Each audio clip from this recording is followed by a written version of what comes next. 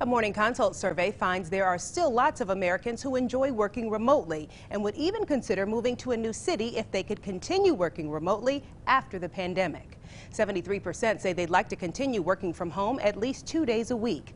Combine this with the number of students who will do at least some at-home learning this fall, and it's easy to see why personal computer sales have jumped more than 11% in the second quarter.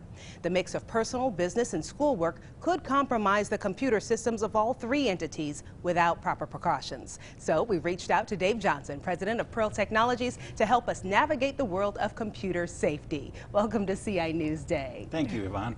So where do we begin? I know a lot of larger companies can send a personal computer or a business computer home with an employee, but sometimes that may be the only computer at home. Is it ever a good idea to mix business and personal use on a computer? It's never a good idea. Oh. No, I thought you were going to say that. No, it should definitely be kept separated. The main reason is anything you do personally, if it allows a virus or something, some malware to come in, that can then be passed through to your company's network and infect the entire company.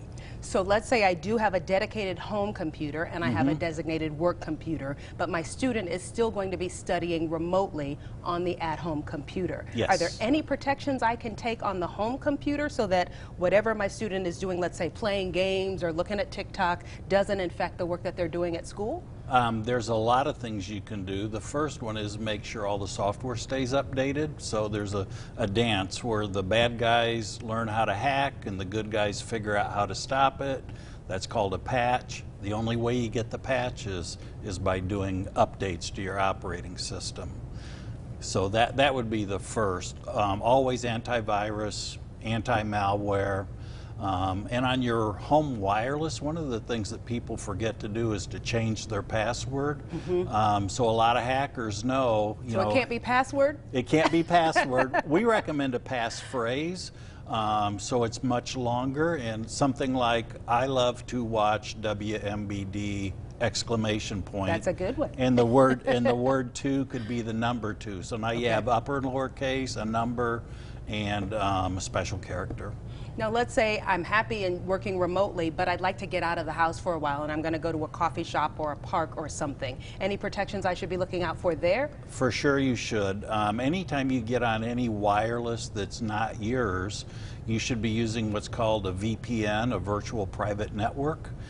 So if you think about the internet as being a lake, and there's a garden hose that goes through the lake, that's what a VPN is. So everybody else is out here swimming in the lake, but you're inside the hose where nothing can get to you. So a VPN, a lot of companies will have their own VPN. If they don't, you need to get one. Can you get one personally, or is that strictly for business No, use? no, you can get them personally. I have a business one and I have one personally for when I travel. That's separate from work. So if I want to do something personally, buy something on Amazon and I'm in a hotel, I still want to use a VPN, but I don't want to use my company's VPN. That VPN's just for you going to the company. That's a nice thing. I'm going to remember that VPN. Yes. And finally, I guess you should always make sure you have a computer that's going to stand the test of time for the needs that you're going to have going through this pandemic. You should. All right. Thank you so much for being with us. Dave Johnson, president of Pearl Technologies. We appreciate your insights.